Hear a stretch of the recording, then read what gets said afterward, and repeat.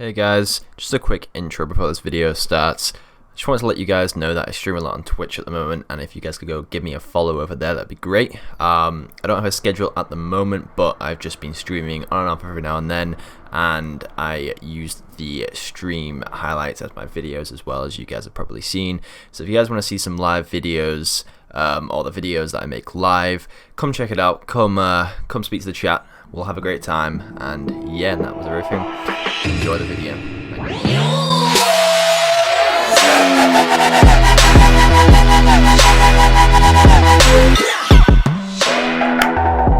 Yo, how's it going, guys? My name is Jordan here. Welcome back to another How to Play video.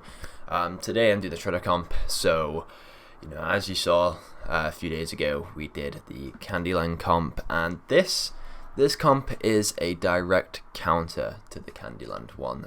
So if you're struggling against CANDYLAND players, play this comp because there's a huge counter in there, and I'm gonna tell you why. But about this comp, this is very similar to the CANDYLAND one. You want to do the same things as before. I hope my explanation of that video was okay. If not, I will try and do better in this video. But basically, you want to re-roll all of the econ that you get up at 3-1, and you want to get 3 stars. So I'm going to show you what you want to 3-star, who's the most important unit, what to prioritize the most on the first carousel and the carousels after, and what to really get to be able to force this comp. So first things first, these are the 1-cost units you want to pick up: your Caitlyn, your Xayah, your Jarvan, and Fiora. So those are going to be the most important units that you want to pick up, and that you want to start looking for in the early rounds.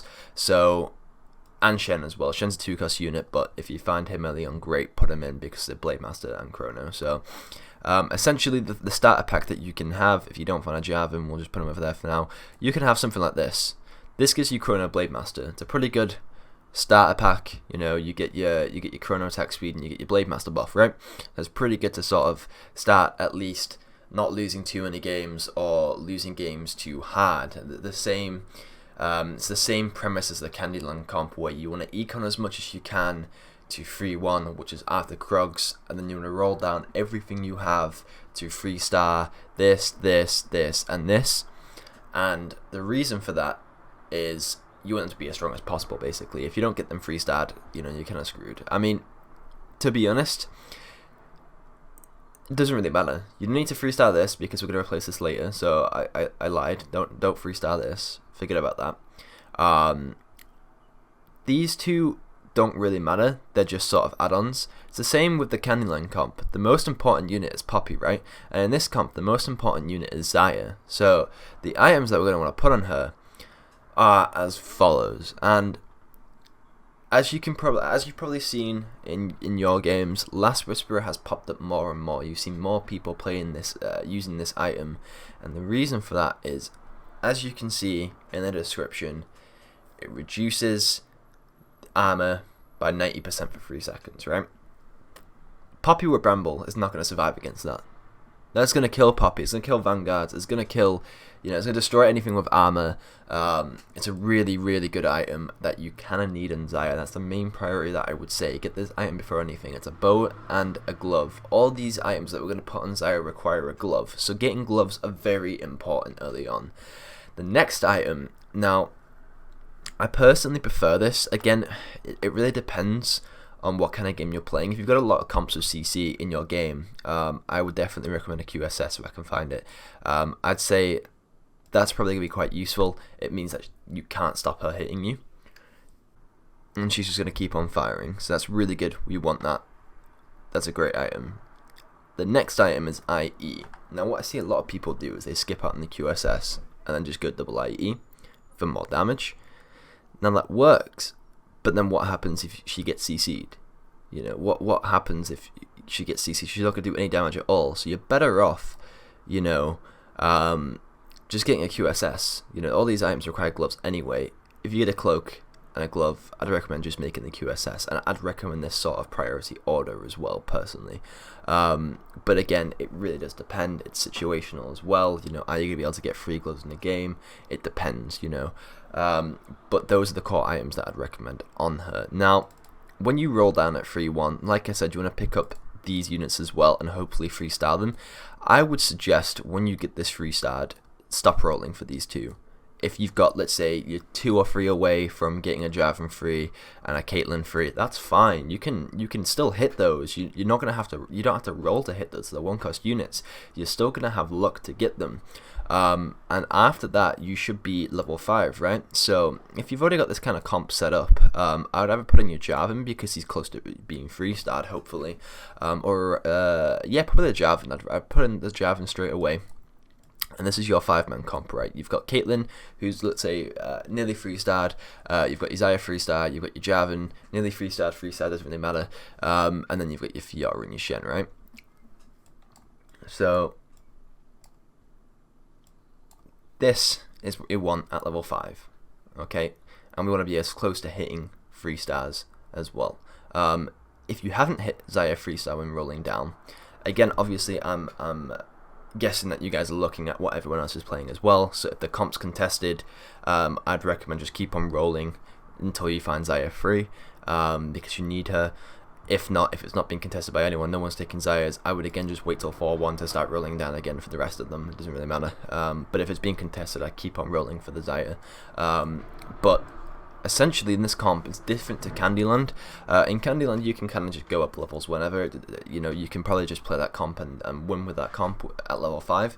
But with this, it's a bit different. I actually like to push levels in this. So I like to econ up to 50 after rolling down and start pushing up levels. And the next character I like to put in is the Rakan, because it gives us the protector buff. It's going to help our J4 when he's 3-starred, and it's going to give us the Celestial buff as well. So actually no, I lie, we can't get 4 Celestial till we put in Ashe, so ignore that, but we get another Celestial and we get the protector buff, right? And then I like to go to 7, that's it, yeah, and put in the Cassidin. Wait, is it 6? No. Yeah, okay.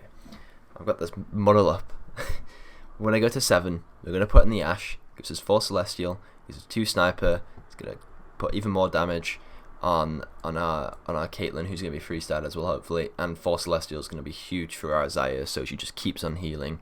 4 Celestial at the moment is really good. I think it's also a bit underrated, not many people are talking about it. It's just disgusting, the amount you can heal with 4 Celestial. I've seen a lot of 4 Celestial Vanguard KO comps that are coming out because you can't kill them. They just heal way too much. It's really good. Celestial's great. And then you want to obviously go to 8 and then put in the Caston. So I think I already mentioned that, right? Yes, you want to put in the Caston at level 8. So you've got your whole comp here. Now, the only thing we can really change is put in Aurelia for Fiora, and you've got Mana Reaver and Blade Master and all this as well. So that's essentially just the comp, right? I explained how to go up levels. I explained when to roll down. You know, it's quite easy, and you can position them in any way. Because she's got a QSS, you can put in the back line, you can put it here, you can put it here. Again, you're playing around other people. If someone's got a mech, I'd recommend putting it here.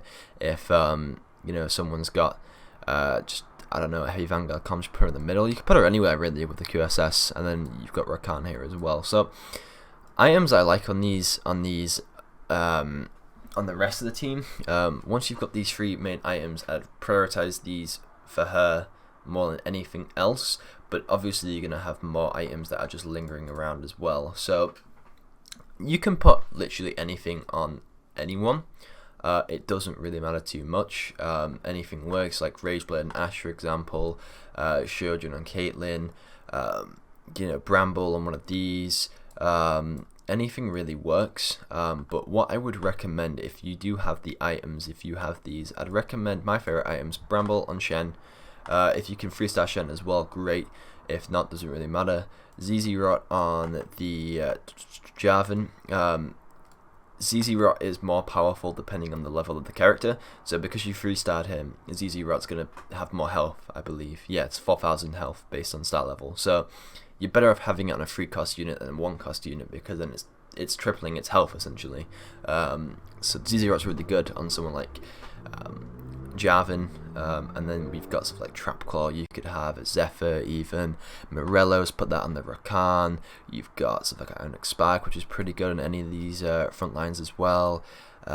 Stuff like, I don't know, I'm trying to think, like I said, Shojin and the Caitlyn, you know, all these items are pretty good, but all I would recommend is don't prioritize those over these three and getting Xayah 3-starred. This is your main sort of win condition, if that makes any sense. So now I've shown you guys the basic starter pack to this comp and how to set it all up and how to, you know, play it. I'm going to go into a game like I did before in the last video and explain what I did, when and why. It's not the cleanest game by me, but it's showing sort of the comp at least. It's showing how it works and how you should play it if you want to play it as well. So we'll jump into that. So as you can see, we're about to load into the game. My main objective, my main priority, like I said in the intro, it was to get those gloves for Xayah. Okay, so that's what we're going to focus on. I got it on the first carousel, managed to get a glove, and I'm looking to find those main 4 quarter units. So that's Jarvan, that's Fiora, that's Caitlyn, and that's Xayah, and we want to 3-star 3 of those. So mainly Xayah, that's the one we're prioritizing, and I've got, you know, already 1 core item for her as well, being the Thieves Gloves. I ended up getting a sword from the third. I've got 1 core item, which is Infinity Edge. Now, like I said, I prioritized Last Whisper before anything else, but you know, I wanted to put an item on her. I've got another glove sitting on the side as well, so I just put the IE in the second glove on her. It's not going to do too much for me, but it's better to make it now than, you know, just kind of hold it instead. And I'm just kind of waiting here, trying to build up my econ, trying to save up as much gold like we did in the CANDYLAND video, because our main objective here is to get to Krugs at a reasonable HP, and then just to roll down everything that we've got, roll down all our money, and we're looking for those main free cost units. And along the way we're going to look for Rakan and Shen as well, you know, but if we haven't got enough space or econ to hold those two, you don't want to really prioritize them, because like I said, the main units that you're looking for are those Jarvan, are the Caitlyn, and for the Xayah mainly, that's the one we want. So on this carousel, it's a spatula carousel. I think I ended up getting what I wanted though, which was a bow or another glove. I think I got the glove because I said to myself here in this game, I was like, okay, well I can't get what I want, I can't get a bow, so I might as well get the third glove, because I'm confident that I'm going to get, you know, later on, and a Negatron cloak. So I was pretty confident with that. I think I don't even end up getting the was it the QSS? I can't remember. I don't know if I end up getting all the items in this game. It was a while ago when I recorded this. But again, the whole point of this video is to sort of demonstrate what I do and what you can replicate in your games as well. So I ended up getting the Shen. I put him in as well. I didn't end up getting a Fiora.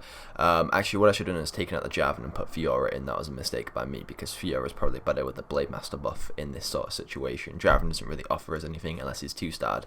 But I 2-star him here, so there's no point me putting in the Fiora in, because she's only 1-star. And I get no Shen. I start to roll down everything I've got, and I don't think anyone was contesting this game, so I just kept on rolling and looking for the Xayahs. I got kind of unlucky and didn't get the Xayah 3 straight away from that first roll down.